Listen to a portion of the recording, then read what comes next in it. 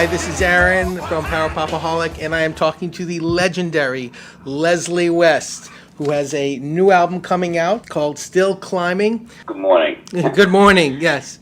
Tell me, Leslie, I know this is a sequel of sorts to Unusual Suspects, your last album. What made you want to, do the process over again? I wasn't doing the process over again. I was going to do another album, I knew.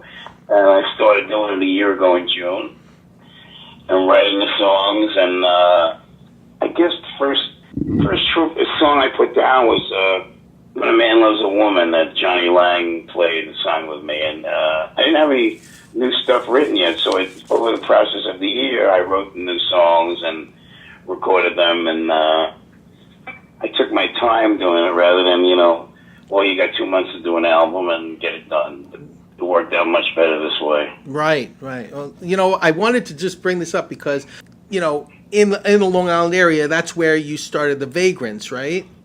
Forest Hills. Oh, Forest Hills. Okay, great. Yeah. And we'll actually have like a reunion of the Vagrants with the song Long Red. My brother played bass on it. Well, the reason I redid it is because it's one of the most sampled hip-hop songs in hip-hop. Kanye West used Long Red and wrote 2 songs. Common used it. Jay-Z used it for 99 Problems.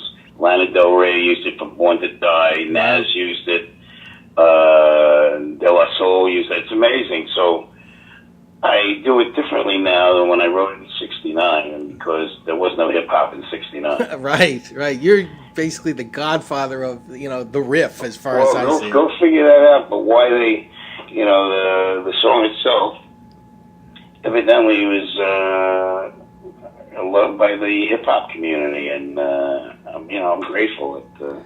Well, you just picked up on it.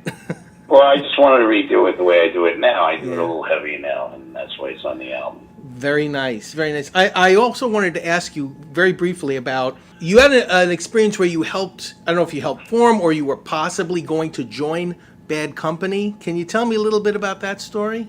I wasn't going to join Bad Company. There was no Bad Company. Oh, there wasn't?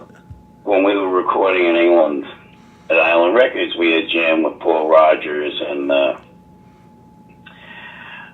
I think the bass player Over and Watts, and we were going to start West Bruce and Lang, but we recorded with Paul Rogers, and who knows what would have happened, if we hadn't had Jack Bruce come in the studio.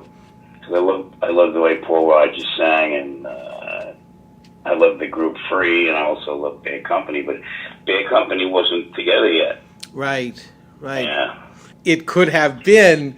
if who knows? Yeah, All who I knows? know is we recorded a song with Paul called Sail On that he wrote at Island Studios, but it's also Jack Bruce came in the next day, and we got together and jammed and played and started West Bruce and Lang. Very nice, very nice. I also wanted to say, there's one song on one of your albums, that one of the most beautiful songs I've heard, called Singapore Sling.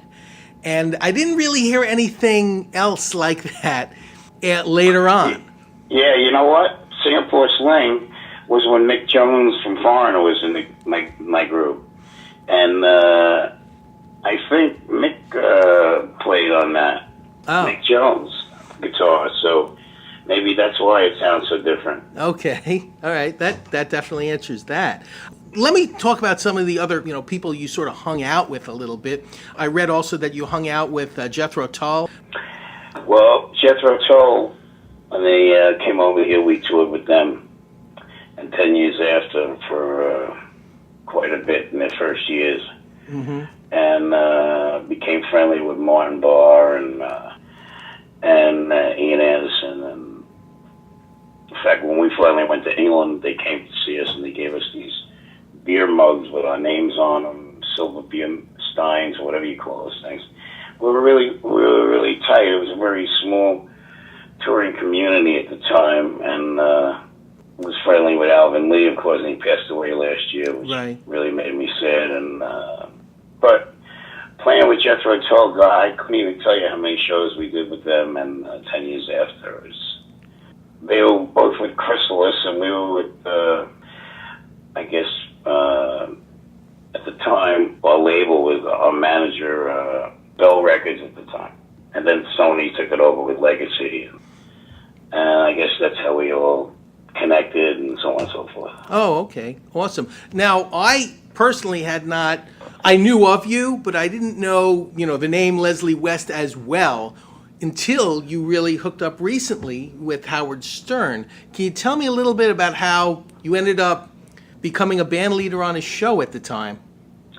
Well, it's not recently. We're talking about... Yeah, a couple years ago. Yeah, well, Howard had a Fox pilot that he was doing, and he made me the band leader, and, we did 4 pilots, and then Rupert Murdoch didn't pick up the show, and then WOR picked it up, but it was a different format of the show. Yeah, Howard still is a really great friend. Awesome. Well, for this particular album, let's get back to Still Climbing. I know you have a signature guitar line, and what kind of guitar did you use for this album?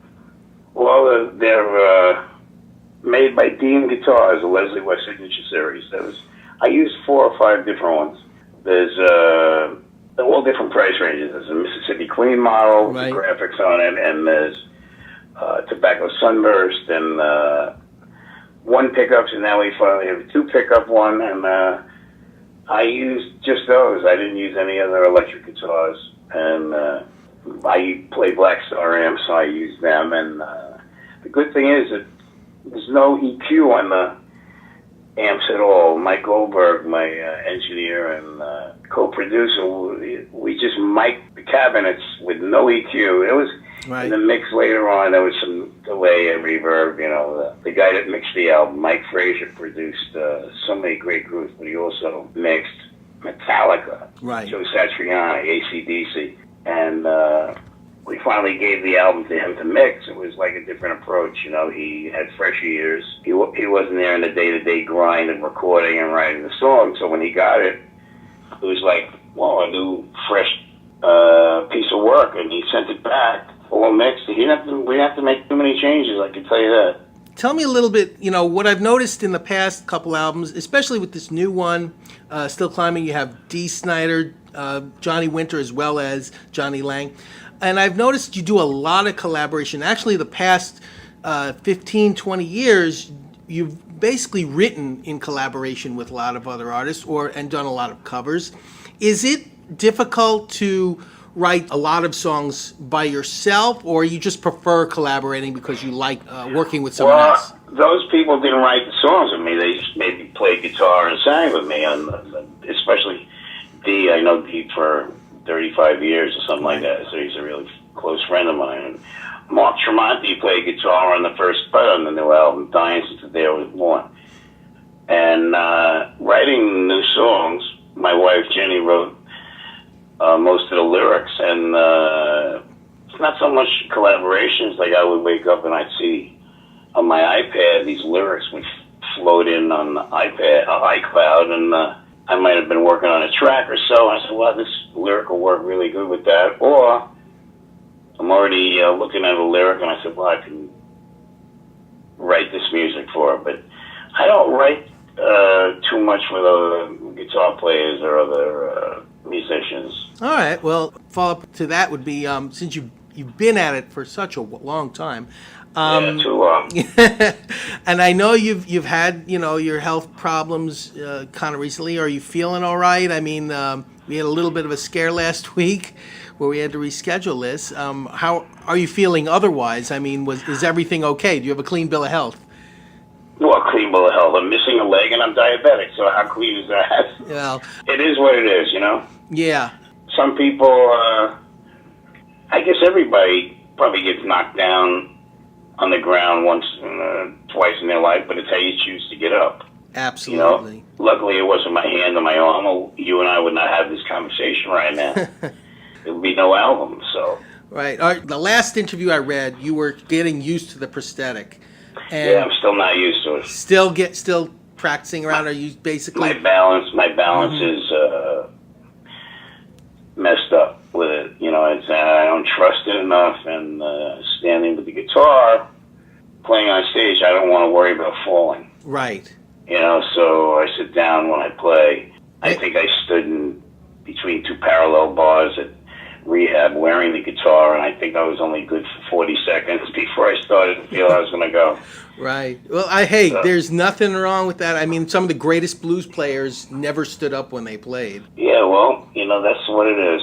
All right, awesome. Well, so how do you attribute, because you've been in the business so long, how do you attribute your longevity? I know it's a common question you get, but I'm going to ask it anyway. I have no idea, man. That's not for me to say. It's like people like the way I play and like the songs. I guess that's how you can stay around. Why a record company would like you to do 3 albums, Right. I'm going to do another album for Mascot Pro Vogue.